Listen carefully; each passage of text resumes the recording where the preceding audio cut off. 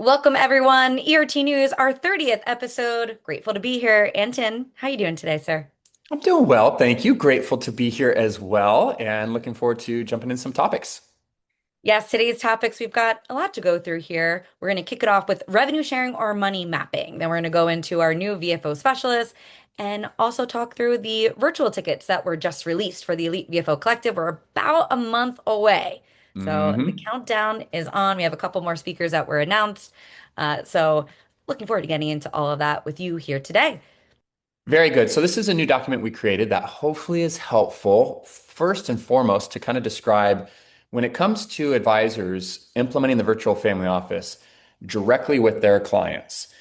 We really categorize advisors in one of three different buckets. We talk about this in our new book, The Science of Running a Virtual Family Office. But just to kind of give you a little overview, really you have, I call it the most lenient of the advisors in their own position where they can decide who they're working with in terms of EFO specialists and whether or not they can do a revenue share.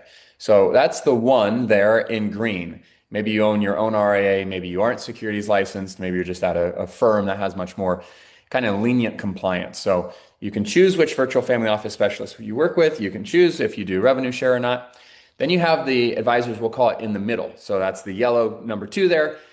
And in this circumstance, they have the flexibility to work with VFO specialists, right? Offer the VFO to their own clients directly, but maybe they can't participate in the revenue share opportunity. Okay. Then you have number three, and this is the red circle on the far right. This is the most strict compliance environment. So if you're at a larger broker dealer, this usually describes you, Guardian, Ameriprise, Edward Jones, where not only can you not be participating in the revenue share, like the advisors in bucket number two, but you also can't hold yourself out as a virtual family office to your clients. Your broker dealer, your compliance wants you to be really clean and clear that you're a financial advisor and you offer financial planning. Okay.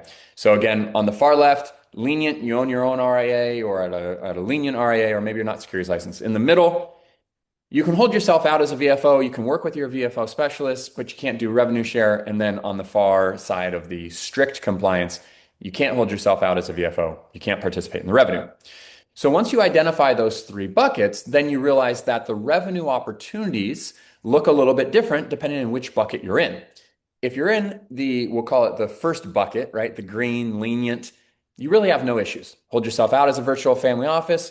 We offer all of these different types of services by leveraging a team of professionals, and you're able to participate in the revenue share. And so in that situation, when you join us, or if you've been working with us for a while and you're ready to participate in a revenue share, then we will connect you directly with Stripe. Stripe is the processor that we use, and we will pay you the revenue share that's agreed upon via Stripe. We are now using AI for all of this. And so it's very quick, very seamless with really good tracking.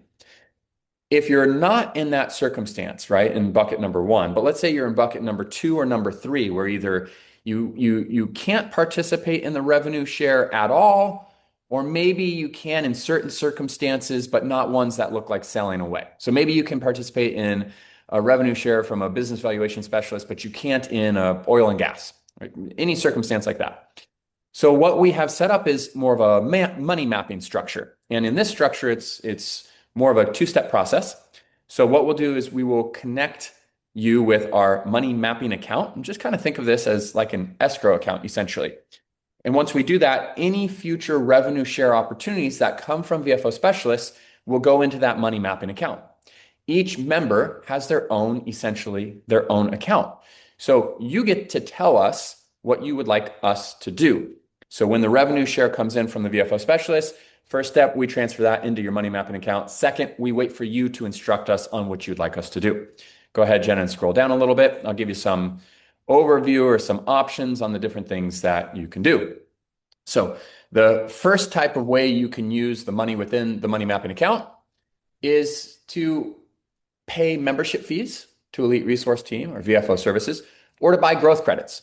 So in that circumstance, you're essentially using the money you would have gotten from the VFO specialist to cover your fees, to cover different services like marketing, like websites, like plugins, like additional coaching, any of that good stuff.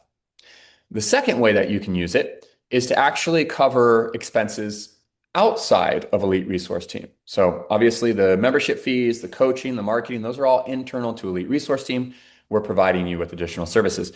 External would be something like you want to do a client appreciation event, right? And you can let us know how much for that event you're going to need. We would send you that money.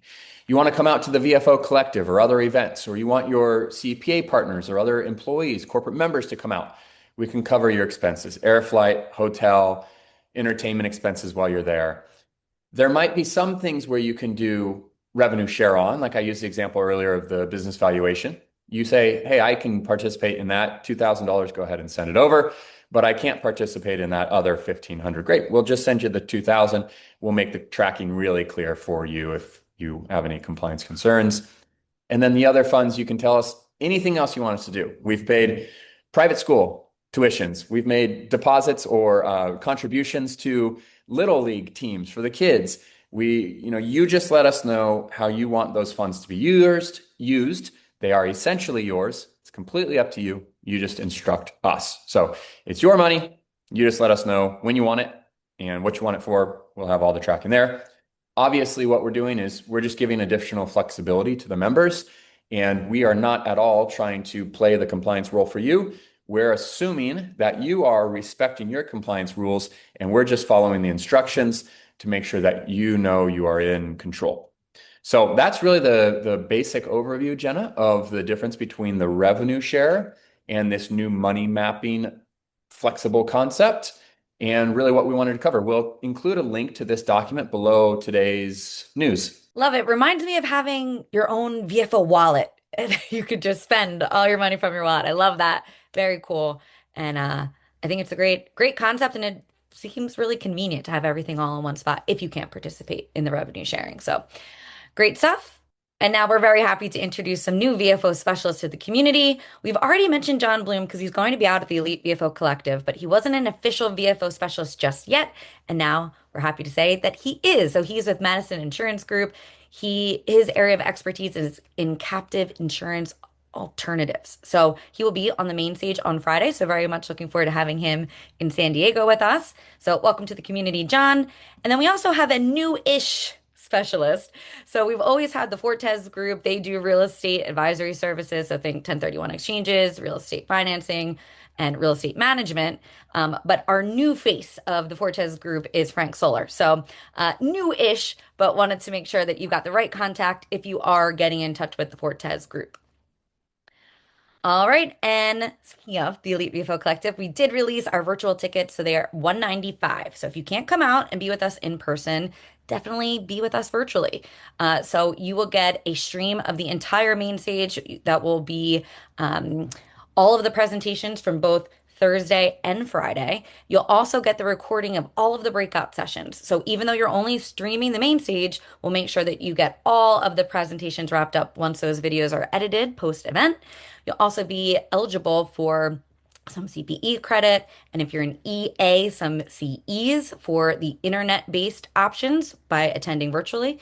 And then, of course, you get the workbook with all of the slides, and you get to kind of chime in virtually. We do take questions from our virtual audience, at which we do speak out live via, our speakers. So definitely attend virtually if you can't make the trip out.